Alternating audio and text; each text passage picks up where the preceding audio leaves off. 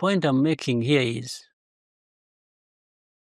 the aid, the humanitarian industry had taken hold of things. So these camps should remain like that forever. So the aid agencies they're meant to help people build their own life and move on from the camp. The camp is meant to be temporary. Mm-hmm. You're saying that aid agencies had an incentive to keep that camp as is in Forever. perpetuity. It becomes an industry on its own. By the way, that is what the accusation is in Eastern Congo currently. But there have been camps there even before Goma fell or before the war, because of the chaos that has been going on in Eastern Congo. Now that these people took over FCM 23, and people have actually started going back home, who now entirely the whole group has gone home, the aid agencies are accusing M23 and AFC of causing a humanitarian disaster, because there are no longer many camps to look after. So that becomes a humanitarian disaster. So what they're calling is a humanitarian disaster is people moving on from the camps and going home. Yes. But what's their incentive? So there must be a financial incentive then for them to run the camps? Because there's no other... Why else would... Of course there are. So saying There is money flowing into these organizations for humanitarian activities or to run these camps.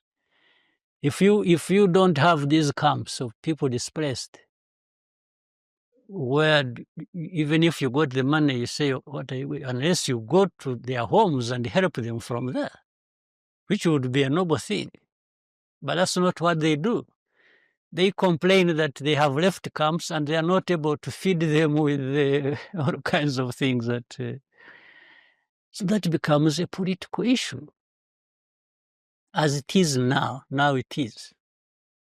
But it is now and it was then, 30 years ago, the same thing, the same complaint.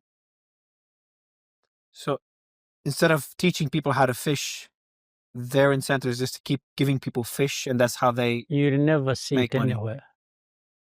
And so essentially, because Rwanda is a country that's dependent on foreign aid for a long time. I think you're one of the biggest beneficiaries. 90% of GDP in the old days was from aid. I think now In the old now days. it's about, yeah, exactly. Yeah. Now it's down to like 10-15%. You guys have done really well at not depending on aid. So what you're saying is that aid is, again, I don't want to put words in your mouth, but aid could become a liability for a country based on what you're saying. That is even an understatement. It is. In the long run, it is. Depends on how it is managed. And that has been a position from the beginning.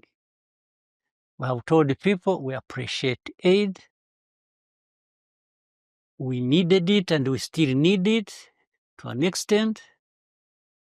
But we need it so that we build capacities, not to need it in the near future.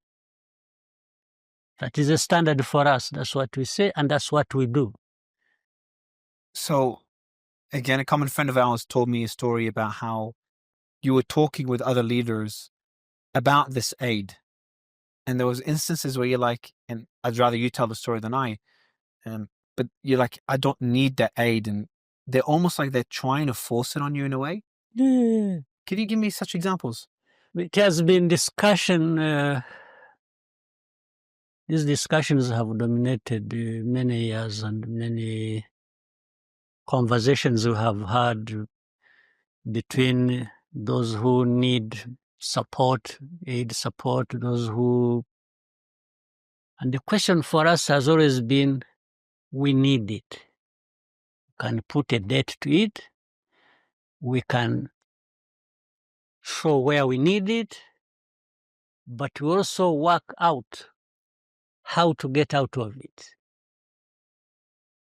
And this is something we have with us. We share with anyone who wants to do work relating to aid with us.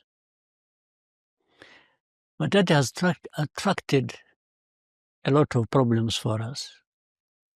Some of us even thinking, I mean, we have been branded either arrogant or insensitive or dictatorial or all kinds of names just because of that. Because you don't want aid. Because we say, and we try to differentiate things. It's not that we don't want aid for the sake of not wanting it. We are saying aid creates dependency. But not only dependency is on the good side, I mean, the better side even. The other one is whoever gives you aid controls your life. In fact, that's why they want you to stay with the aid, so they continue controlling your life. And even threaten, use it as a tool to direct you where they want you to go. They keep threatening you, if you don't do this, we will switch off. It's politically Oh, yeah, weaponizing aid. it is weaponized, absolutely. Quote me on that. And so how does that work? How can you tell an aid organization or someone, I don't want aid, and they're like, no, you have to take it? Can you give me an example of such an interaction? Well, let me tell you as an interaction. In 1998 or 9, no, I think 8, we used to get a lot of aid because of the situation we were in, 98. That's 4 years after the genocide. Yes. And many European developed countries, ministers used to come visit, see the needs and so on and so forth. One time I had a conversation with a number of them. In fact, one, starting with one, I remember a lady, she was called Claire Short. She was UK, International Development Minister of UK. We had a long conversation, and I told her, I said, you know what, it's still too early for us to say much, but I think, and I told her, I think it's not too early for that effort. I said, I appreciate your aid a lot. It's almost indispensable in that situation as we're in. I said, but at the same time, I want to start early to be responsible. And I keep talking to our ministers and other leaders that we need to start early being responsible for ourselves. And these, again, were lessons learned from our past, what we went through.